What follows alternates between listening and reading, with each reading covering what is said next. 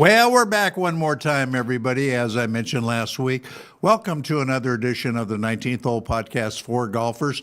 I am your host, Ennis Silvers, welcoming you in on whatever platform. We got a terrific show today. We have a gentleman on that's making his first appearance on the show, and we hope there's going to be several more. I think you're going to enjoy getting to know this man. He has a relatively new position with this organization, which we are very familiar with. So it's going to be a good show. The weather here in Las Vegas, where we are at the great Rigel Studios in the heart of Las Vegas, is absolutely terrific. We're kind of back down to normal, low 80s, mid 80s. It's just beautiful, beautiful weather to play some golf and enjoy some rounds of golf. So we hope wherever you are in the country, you're getting that opportunity as well, because I know the weather in various parts of the country are a little iffy here and there with cold, wind, rain, snow, whatever.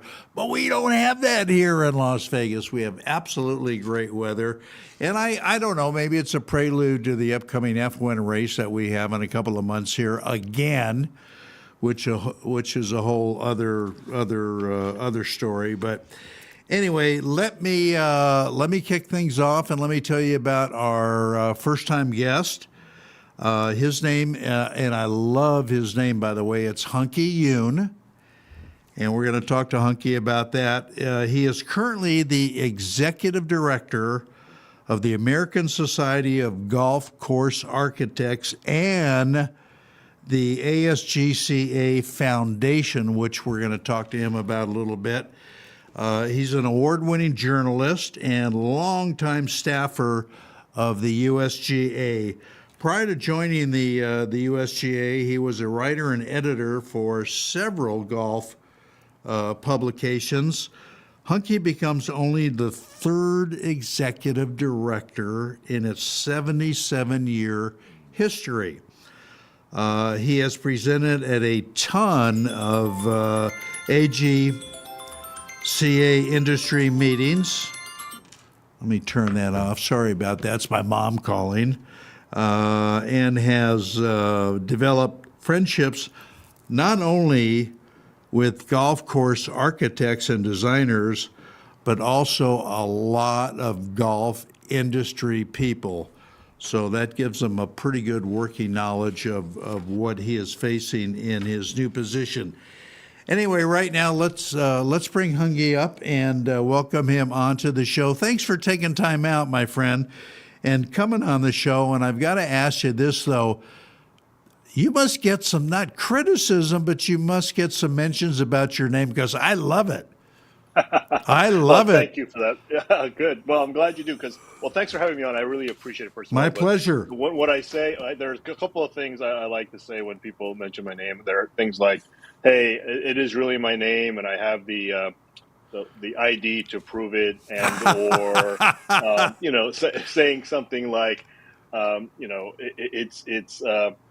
it was my name before it became a nickname. So there's all sorts of things you have fun with, and or you're never going to forget it now. And I think in this day and age, when you're always looking to stand out for different ways, it's definitely when you're a kid. When you're a kid, it's not the easiest thing. It's not the easiest thing. You get made fun of a little bit, but as an adult, and especially in a professional career, it becomes something that you're looking for anything to sort of stand out and make yourself memorable. And in the role that I have, you want people to remember you and absolutely sort of call you and think of you. And I think this is something that I've tried to use to my advantage. And I think for now, you're never gonna forget me. You're never gonna forget. No, I'm never gonna forget you.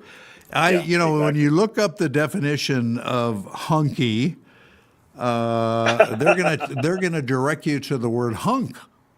Boy, is he a hunk. Look at him. Oh my God, he's just a hunk, which I think is a great association to have. Seriously, I think it's a lot of fun. Let me ask you this. I wanted to ask you this because, to be honest with you, HUNKI, I don't know that much about the ASGCA Foundation. Very familiar with the Golf Course Architects Association. Tell us a little bit about the foundation, what it does, where we could find it, who's involved, and that type of thing.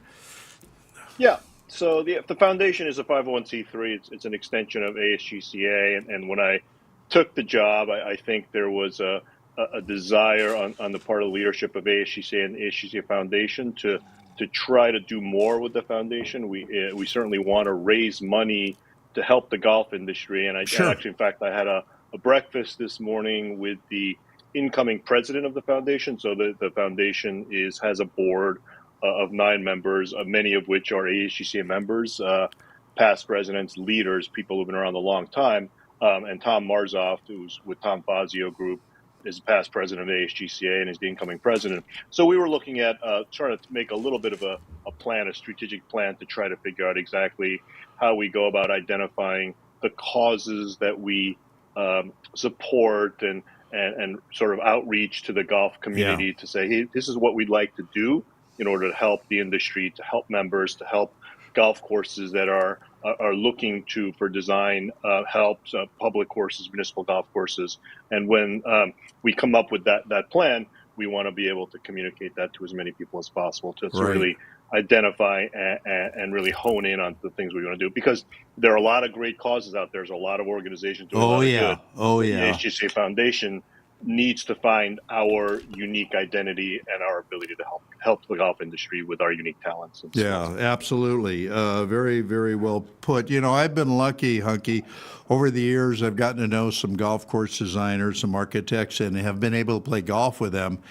And to me, it is just fascinating because you could ride around and ask them, well, why did you put the bunker over here? Or why did you raise this particular green? And, a bunch of questions about the design, about the shaping and all of that stuff. And to hear them talk and to give their reasoning, it's a whole education. Absolutely. Really... before I took this job, I'm only in month 2, so I still have a lot to learn. I'm not an architect or designer by trade. I have a passion for golf. I've been able to talk to a lot of architects, but what I found is that architects as a group, they know so much about the game. You know them with their specialty of designing golf courses, but they know a lot about grasses. They know a lot about construction. They know a lot about where clubhouses go and the functions they produce. And the knowledge that they have is unbelievable. And you can have fascinating conversations with them. And really, and my job is to support them and help them as they really create these great experiences for golfers, and they're a huge part of growing the game. And I think one of the interesting things is as the game of golf is more popular than ever, you got a lot of young people and new people coming in. We want to help them to better understand why golf courses are designed the way they are. And I feel like ASGCA has a significant role in that. And our members can be great advocates and ambassadors to help golfers enjoy the game more. Totally. Hunky, with the game having changed so much over the past couple of decades, what, in your opinion, has become the focus of today's golf course designer?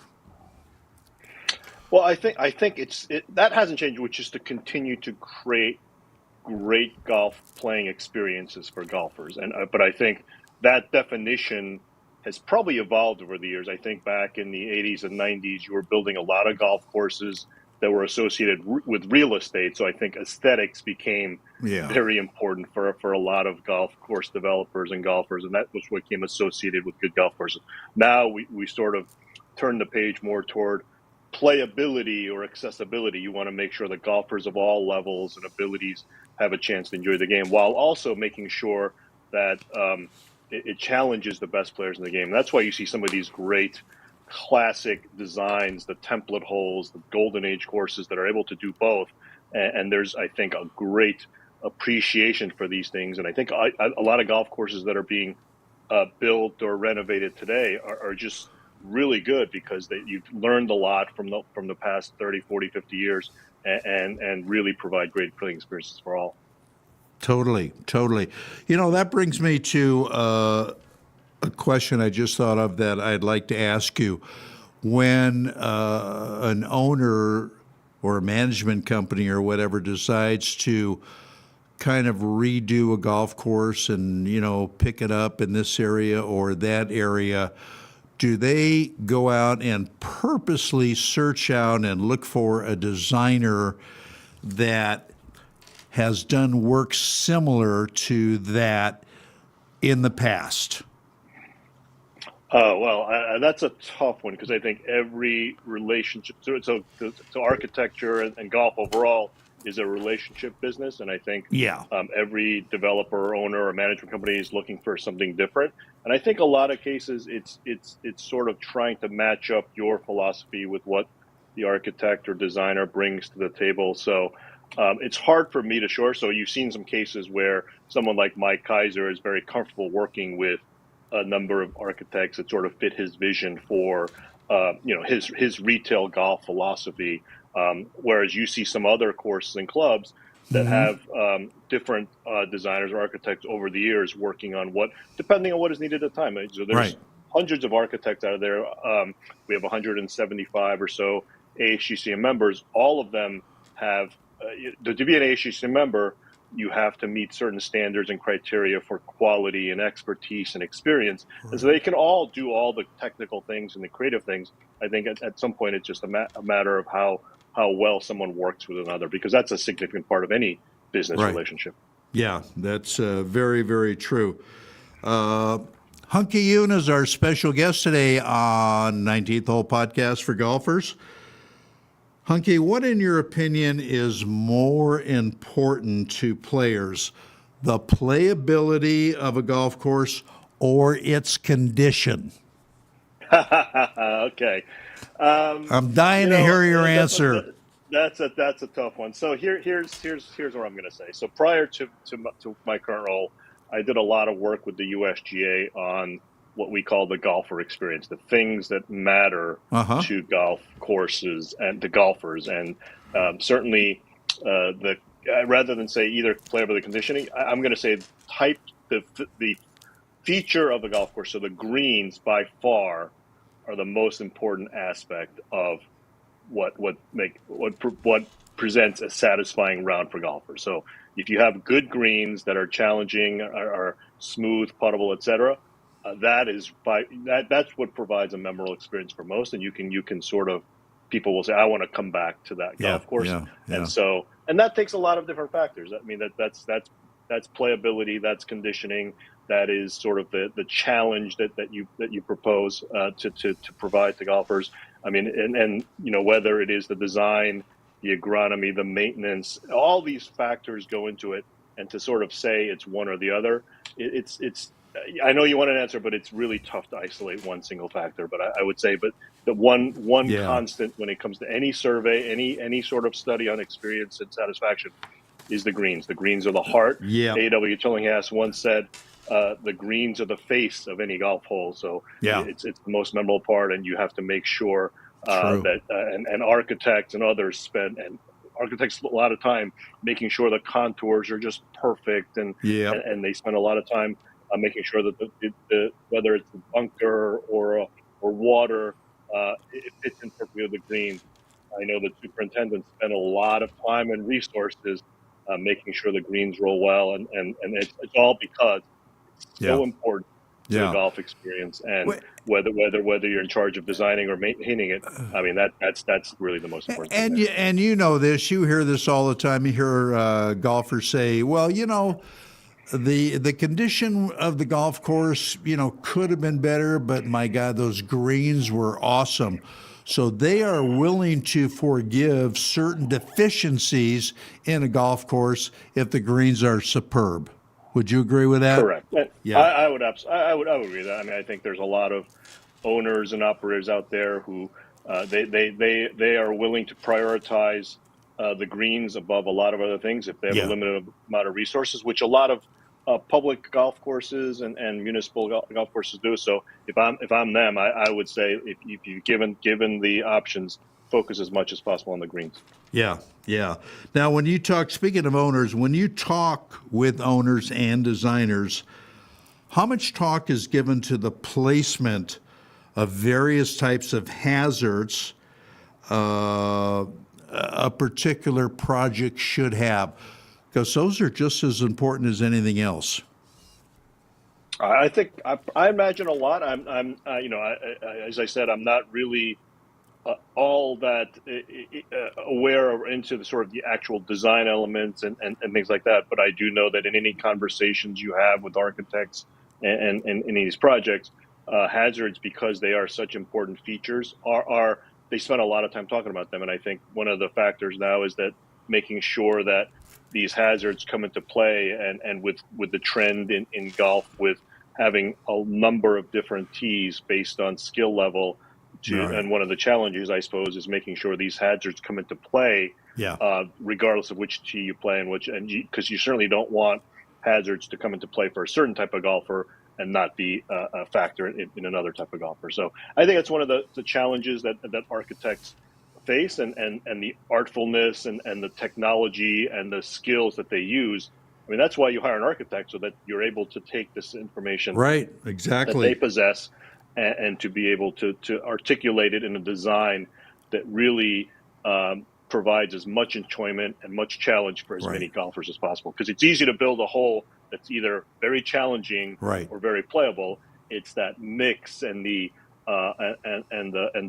pacing and the rooting that really provides golf its unique challenge. I mean, golf is the only game that you can play in a mountain setting, by the sea, in the ocean, wherever you are. There's a golf course, and each is uniquely different. And the architect is really who is responsible for making sure that diversity and that challenge is retained no matter the background.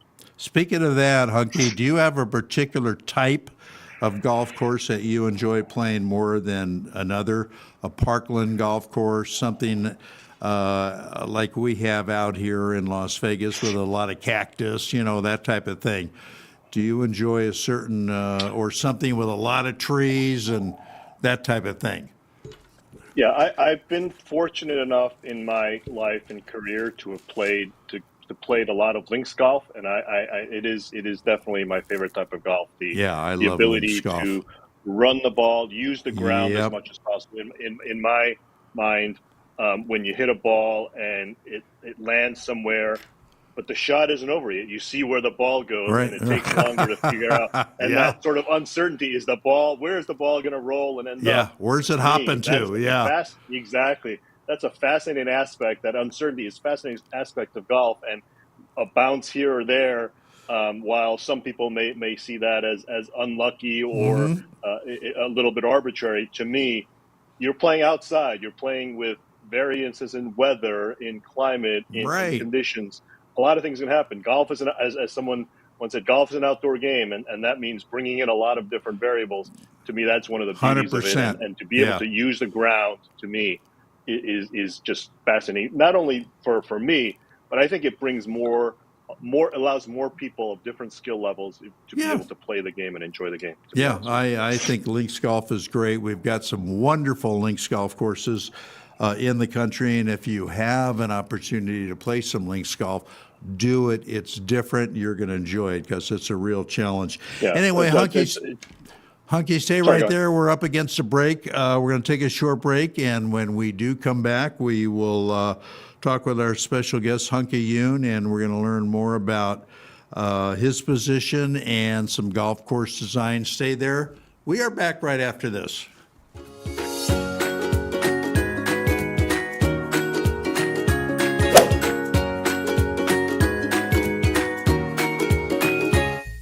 One of the perks about being in golf media is that I get to try every club ever made. Of course, like most things, some are better than others. I'm here to tell you that I have found unquestionably the absolute best performing set of irons I have ever played, and my scores show it. Let me introduce you to Grindworks, custom fitted irons that are made to fit your game. Grindworks offers players 3 different styles of irons. You can choose muscle back irons, cavity back irons, and even blades, along with some awesome wedges. And when you purchase your clubs, Grindworks lets you choose the type of shaft you want, the type grip you prefer, and even will adjust the loft and lie of your clubs if needed. That's unheard of. So what are you waiting for? Feel the power and experience and performance of these amazing clubs. Simply go to grindworksusa.com or call 281-651-4046 to order. Trust me, your handicap will love you for it. Hi, I'm Dennis Silvers, host of the 19th Hole Podcast for golfers. Here to tell you about a product that's improved my game, Poptical sunglasses. Unlike ordinary sunglasses, Popticals are collapsible using a unique rail system that lets you easily store them in their protective case. They offer crystal clear vision, UV protection, and are scratch resistant and water repellent.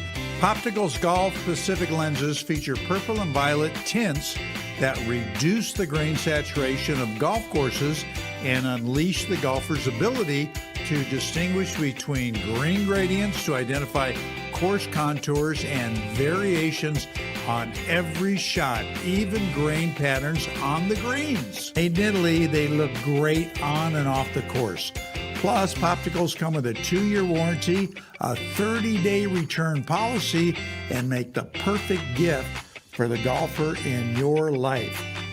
Visit popticals.com for more info.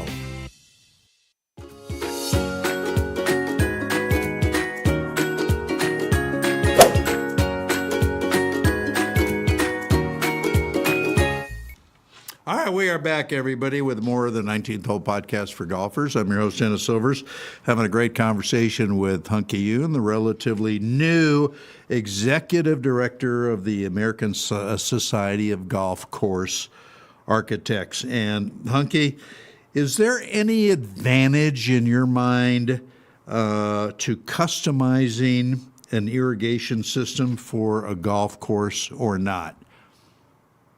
I'd imagine there would be. I'm not fully versed in all the ins and outs, but in my mind, if you can customize anything, it enables you, I think, to do the ultimate goal for any irrigation, which is to deliver the water as efficiently as possible while having great conditions. So the last thing anybody wants to do in the golf industry, whether you're superintendent or architect or whoever, is to use more water than you need. Water increasingly is becoming a precious resource, especially in certain parts of the country. Imagine, I know that in where you are, the local water district is trying to work with the golf industry. Water, whether you're a hotel or a housing community or anything, water is a significant issue throughout the Southwest. And even if you're not there, I mean, there's no point in using more of something that you need. So I think the technology and the sensors and the control systems of irrigation systems now are such that you can deliver exactly what you need and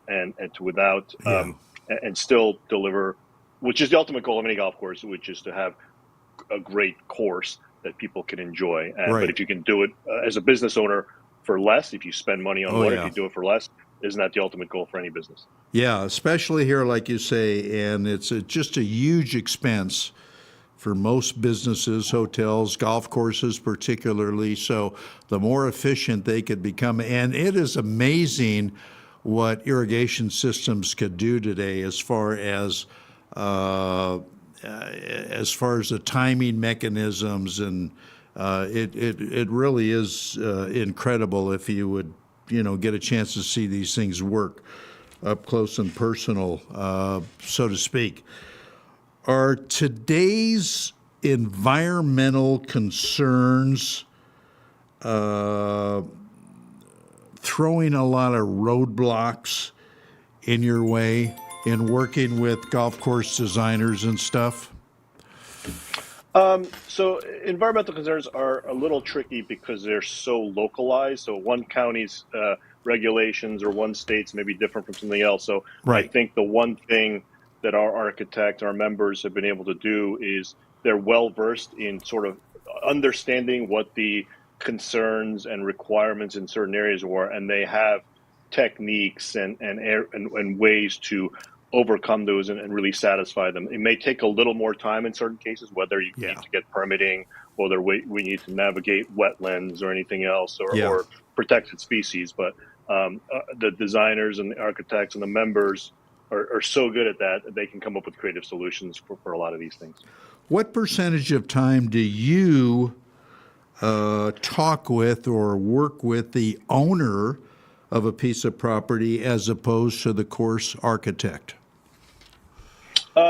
So at this point in my time, my primary job, my primary focus over the last 6 months has been to talk to and meet with as many of the members as possible. So to get to know, learn more about who they are, where they work, and some of their background, how they got into the business, what their sort of vision and concerns and sort of roadmap for how they see it. So really at this point, the members are the primary audience that I see. We're working with them, and we have an annual meeting coming up in about 2.5 weeks, and a lot of my efforts have been trying to support the team as they plan for those. It's the education, the golf, and the social activities, because they're all part of what we try to make this as memorable as possible for the members that come and for some of our guests. And then I think once we establish, I want to be able to establish trust and credibility with them, because if they don't believe in me and I can't, there's not much that I can do to support them and understand that I'm in their corner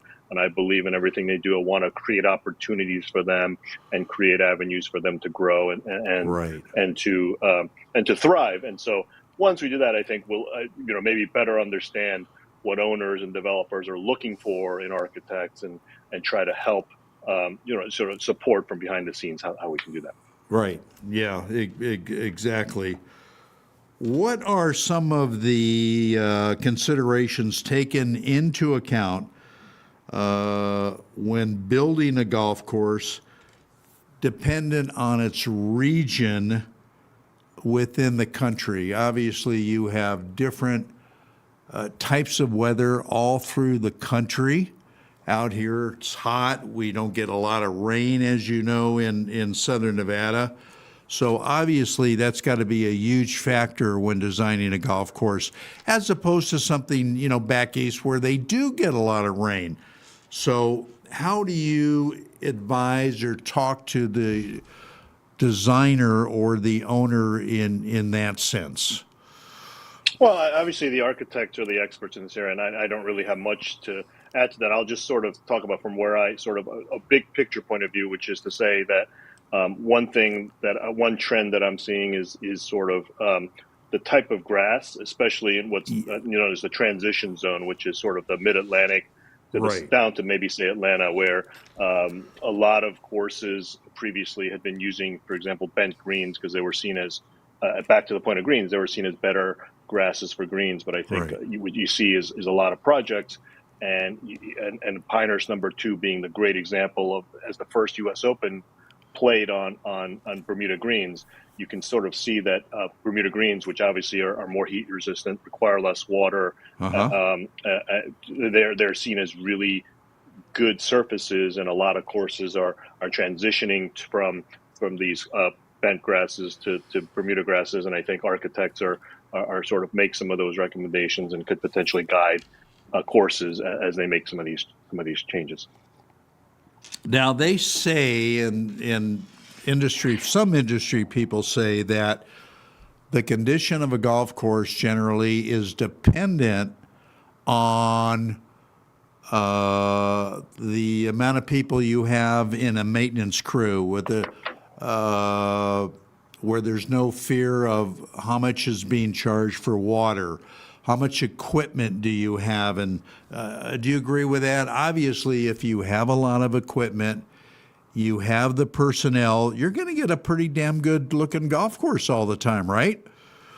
Of course, yeah. I think maintenance is highly dependent on labor and sort of the input. But I mean, I think that's just a personal thing, or how much I know that in the superintendent world, finding and recruiting labor is a significant issue, and it's hard to find people to come and work, and that's one of the issues that I think the golf industry faces. And so far, architects have been able to find jobs and get good projects, but I'm not really. And I'd imagine that one of the things that architects consider is the sort of the maintenance budgets and the way the course will be maintained moving forward as a sort of factor in how they design a golf course. Yeah, no doubt about it. Big difference. Before we take our next break, Hunky, let me ask you this. What do you think should be the biggest difference between designing a golf course that's going to be a public facility as opposed to a private facility? Any thoughts there? I really don't have much. And in my mind, public, private, a good golf experience is a good golf experience. And so I think I'd have to, come back to me in a couple of years when I've had a chance to talk to more architects and a few of these. I mean, it's one of these things where I may be the executive director of the American Society of Golf Course Architects, but my knowledge of architecture and design is fairly limited.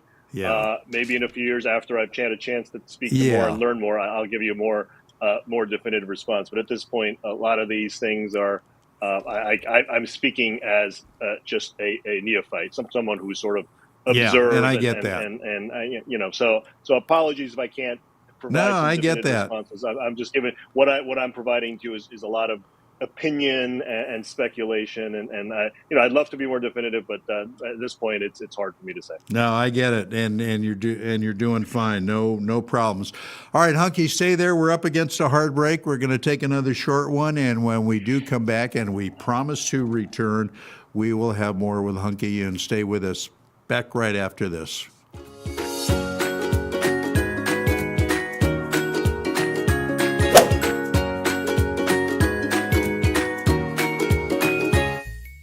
The revolutionary Power to Golf Club is helping golfers around the world continue to enjoy the greatest game of all. This amazing club requires no swing to hit shots from 50 up to 225 yards. That's right, no swing to hit shots, including fades, draws, low shots, as well as high ones. One incredible club does it all. Golfers with a wide variety of physical issues, including bad backs, hips, shoulders, and more, are now back in the game golfing with friends and family. Just set the club to the desired distance, and with a push of the button, the easy-to-use Power to Golf Club launches shots down the fairway and onto the green. The Power to Golf Club has been endorsed by some of the biggest names in golf, and the number of golfers enjoying the game by use of our unique technology continues to grow. Whether a physical issue or just want to join in on the fun, the Power to Golf Club is for you. Don't be left on the sidelines. Get back in the game today. Visit at powergolfclub.com. As golfers, we want instant gratification when it comes to a better golf swing and playing better golf. Impossible, you say? Not anymore.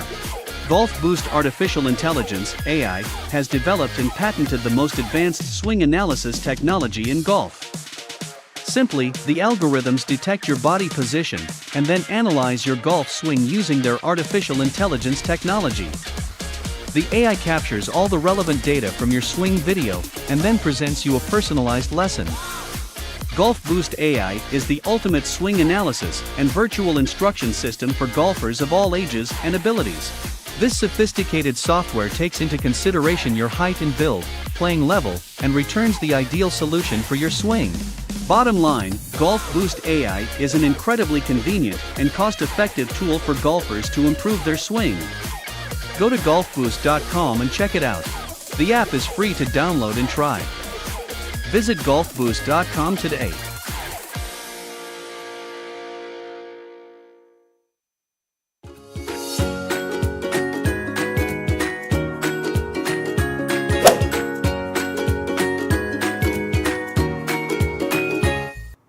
All right, we are back with more with Hunky Yoon, the executive director of ASGCA, and I've got 3 questions that listeners have sent to me on my laptop. The first is, what do you guys talk about at your annual meeting? I think there's a lot of different subjects. So there's basically a few different aspects of being a golf course architect that I've been able to identify. The first is obviously the creative side, designing holes that really stimulate golfers and engage golfers. The other part is sort of the overseeing the construction part of it, working with builders and a lot of them like companies like Landscapes Unlimited and Wadsworth and Heritage Links who the architects are intimately involved with.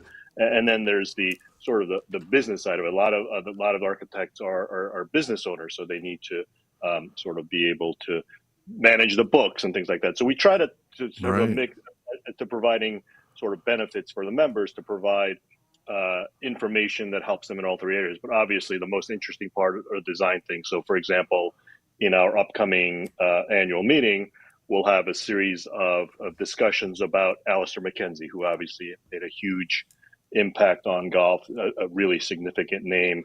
Talk about some of the work that he did at the Meadow Club. We'll also look at the Olympic Club, some of the recent changes there, and how it impacts things like the course and slope rating. So these are all aspects that architects have to consider. I mean, when you look at all the things they have to, all the different factors that they look at in designing a golf course and how it impacts all parts of playing the game, it's fascinating. And we'll go into in depth on a couple of these topics. And, it's definitely an interesting topic, and architects that can get very passionate and excited about some of these things. And you think being an armchair architect that you get into conversations about the merits of a certain design. You can only imagine what architects who have a lot of knowledge and experience behind them think and feel about some of these things. So it's a fascinating thing. And I don't have much to add to these other than to sort of sit there and listen and take notes and learn as much as I can from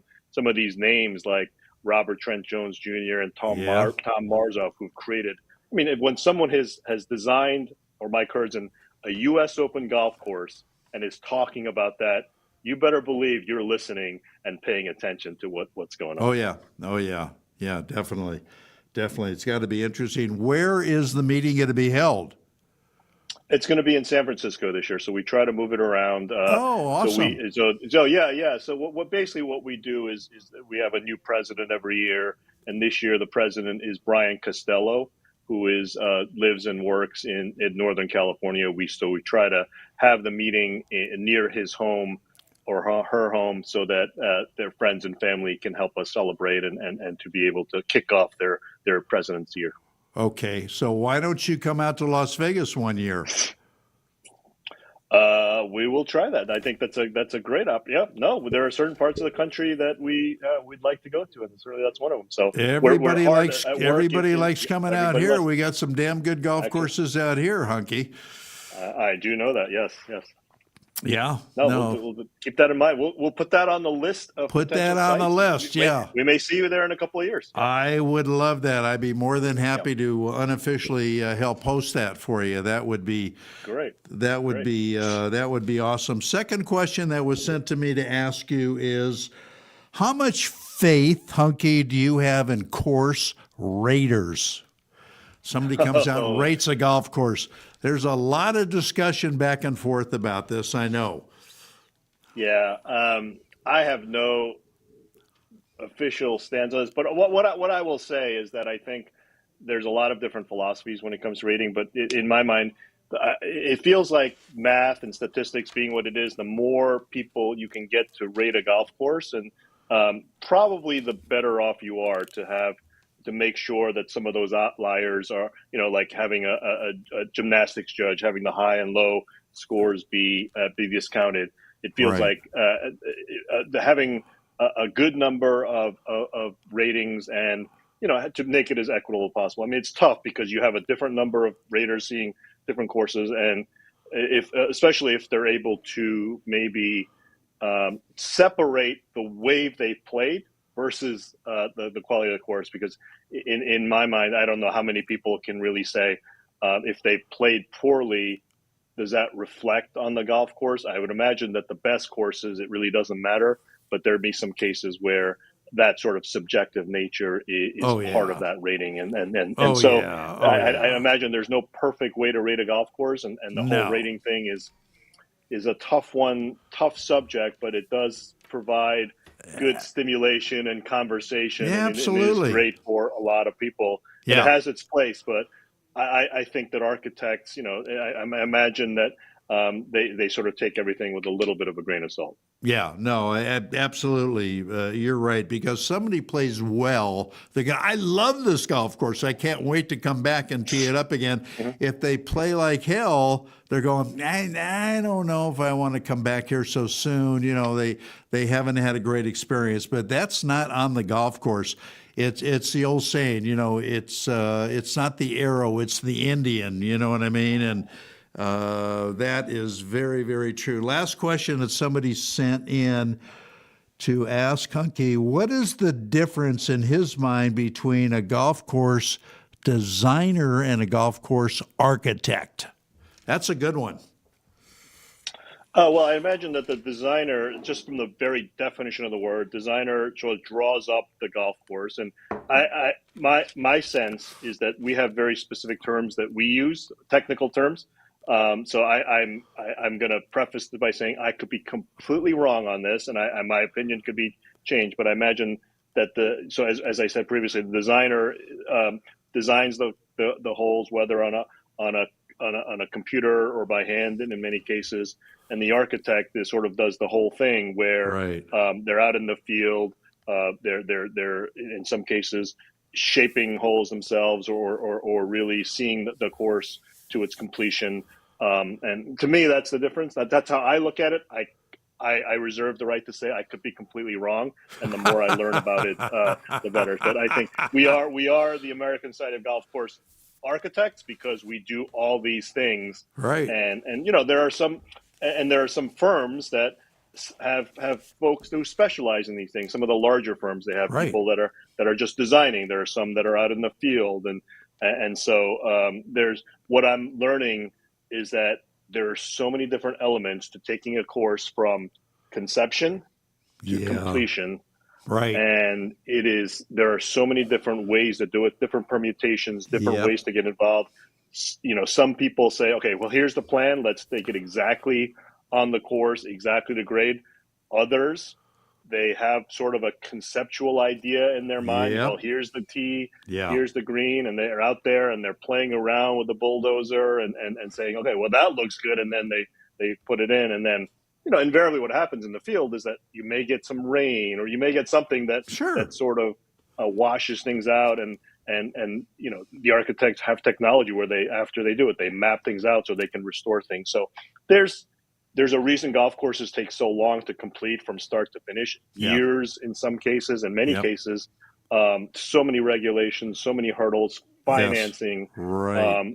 And then there are things like, well, maybe the city wants to run a sewer underneath, as is the case around here, because they want to divert something around. And now that the course is ripped up, it's a good opportunity to do that. And so the architect needs to plan it. Okay, well, the sewer needs to go in at this point, and then the irrigation system. So I remain fascinated by the process, and I'm really amazed at the skill and the organization that architects have to provide to do this. Yeah, no, very, very, very true. That's one last question before I let you go, and I've had a lot of fun with this. When I come up to a golf course and it says you're going to play a championship golf course, Jack Nicklaus championship golf course, and I'm going to pay $50 more than, sandblock golf course or whatever. Do you think that's just a marketing ploy, or is it really worth something? Is that substantial? Well, in the free market, something is worth whatever someone is willing to pay for it. So if I'm a golfer, and to me that has value and willing to pay $50 more, sure, that's great. If someone else thinks, oh, well, that's not for me, in the world of marketing, you use every little advantage that you can get. True. To whether it is a name of a name like Jack Nicklaus, or the sense of quality and prestige that the word championship provides. Right. It's all sort of baked into how a golfer sees that experience. And if you're a certain type of golfer and you sort of want that experience, or if you're a certain type of golfer, as Pete Dye used for somebody, you want to get beat up, there are certain types of golf courses that are perfect for you. And so you look at the rating and the slope and the hazards, and boy, it's like, oh, it becomes a badge of courage in some cases. Yeah. Others want to play a golf course where They can have a leisurely time with friends and Right. drink some beers and listen Right. to music. So, I mean, the beauty of golf is that there are so many different kinds of experiences with Right. nearly 30 million golfers. Everybody has something different that they want to get out of the game. But as long as you're enjoying the game, and golf and golf Yeah. courses provide the platform Right. for enjoying hopefully four, maybe more hours, where it provides either an escape from reality or ability Yeah. to bond with your friends and There you go. family. There Or if you you go. want to compete and you want to compete yourself, it's all great. And there's so many different ways that golf serves people, which means that there's so many different ways for Yeah. architects to Yep. provide those grounds for Right. people. And that's the beauty of it. And that's what I'm finding out. That's And what that's it's what I about. love about what I'm doing. And so the satisfaction and the impact of being able to provide these great experiences for so many people, that's so rewarding to me. And I'm not even designing building these golf courses. So it's definitely Yeah. a beautiful thing that we can be a part of. And I'm just Absolutely. happy to be a part of it. Yeah. 100%. 100%. Well said. Mhm. I could not agree with you more. That's what makes this game so great, is because of the opportunities that it affords you and it affords your buddies and stuff. Are you going to tell us your handicap? My current index is a 6.2, but yeah, I knew you were a good player. I knew you were a good player. Well, yeah. So my biggest handicap is that I've only played 3 rounds this year, so it's for a number of reasons. But I'm hoping that we were able to expand upon that direction. I have 2 little kids at home, so that makes it that makes it makes it a little bit tough. Well, good for you though. Well, like I say, I'm extending the invitation to you and your family or whatever. Coming out to Vegas, we'll go out and tee it up. We got some good courses out here I think you would enjoy. Make it a business trip, for crying out loud. And we'll do that. So we're going to definitely have to have you on sooner than later, Hunky, because there's a lot more questions I've got for you. And we really appreciate your time, because I know you're busy with your new position. We wish you all the best with that. And I'm confident you're going to do a hell of a good job. Thank you so much, Dennis. I really appreciate it. And I'll take you up on that offer to come to Vegas. You got it. My pleasure. Thank you. And we'll talk to you soon. All right. Hunky Yoon, everybody. Good guy. And he's got a big job on his hands. All right. One more short commercial. We'll be back. We'll close up the show right after this.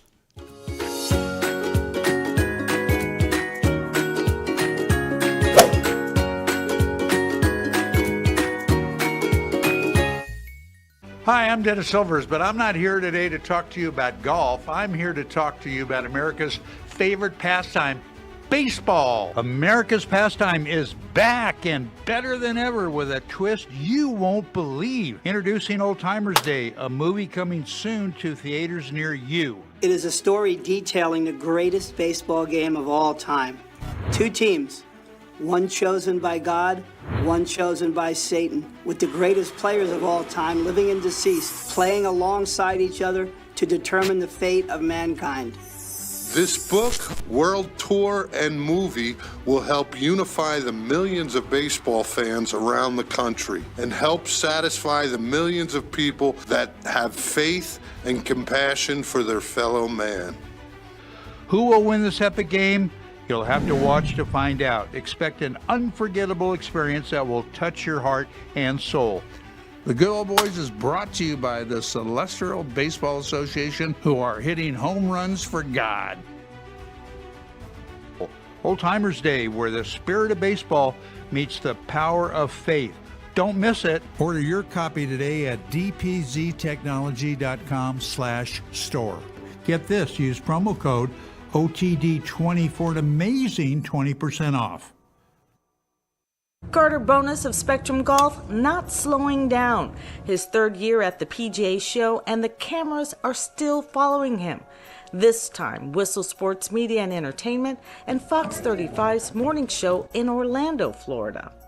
Carter, who is on the autism spectrum, has been Sports Illustrated Sports Kid of the Year, the Masters UPS Unstoppable CEO of the Year, all while securing a spot on the Stars of the Spectrum golf team created by former NFL quarterback Doug Flutie. Carter has been telling his incredible story about why he started his line of golf apparel around the globe, and his impact is making a difference.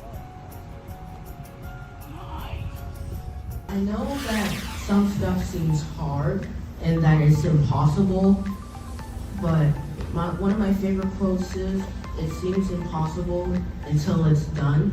And over the past 3 years, I never thought I would get here and do all the stuff that I'm doing right now. Be Sports Illustrated Sports Kid of the Year for 2022. Be UPS's and the Masters Unstoppable CEO. Meet Steph Curry.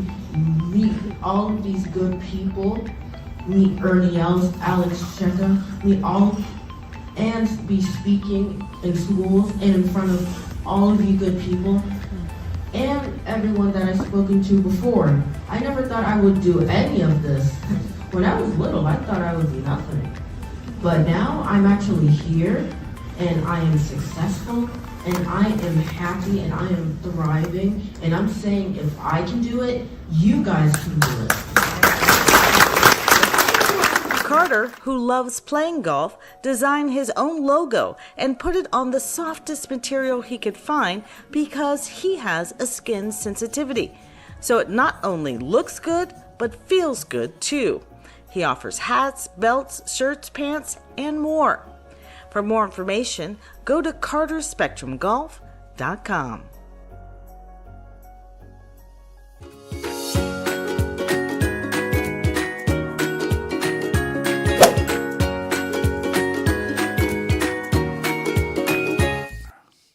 Well, unfortunately, that's all the time we have for this edition of the 19th Hole Podcast for Golfers.